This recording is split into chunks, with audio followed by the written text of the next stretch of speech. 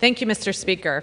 I rise today to share my deep disappointment in what my colleagues on the far right have done with this year's National Defense Authorization Act.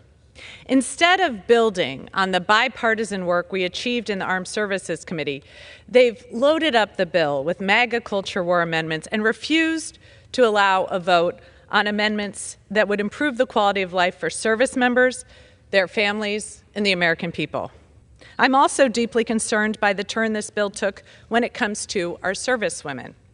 When I was first commissioned 30 years ago at the Naval Academy, there were many who argued against women serving in leadership positions.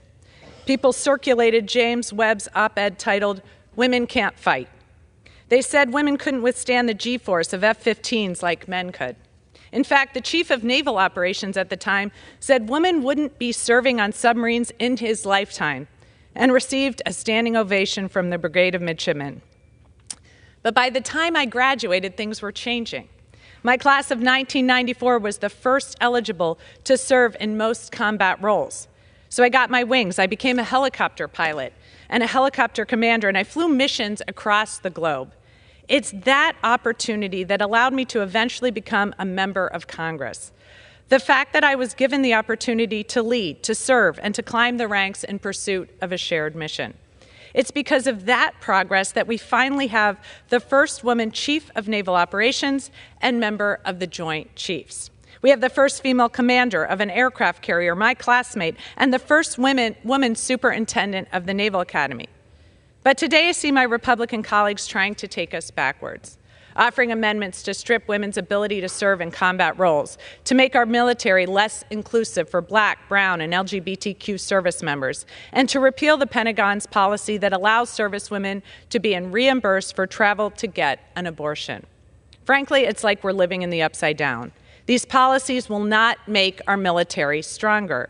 It'll make it harder to recruit and retain talented Americans who simply want to serve our country, just like I did.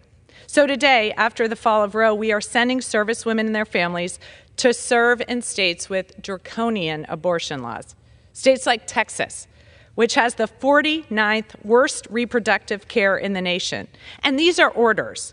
They don't have a choice where they want to serve. So if we're going to tell them to serve in Texas or Florida, we should, at a bare minimum, ensure that they have the baseline reproductive care and rights that they deserve. We send servicewomen overseas to risk their lives for their country. We should not be sending them to Texas or Florida or Idaho to risk their lives giving birth.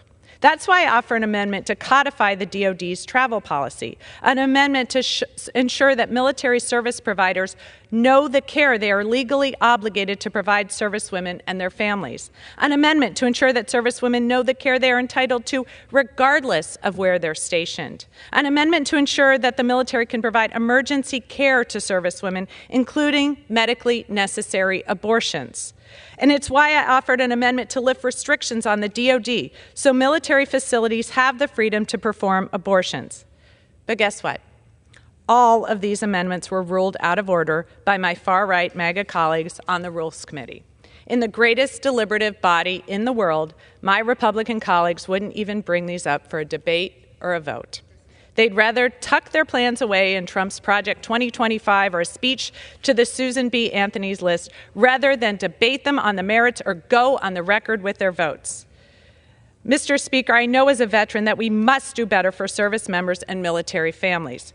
But today's bill has once again been hijacked by the far right, not to improve our military or national security, but to drive an agenda that makes America look small, attacks women, and ultimately will be detrimental to the greatest fighting force in the world. Thank you, and I yield back the balance of my time. Gentlewoman.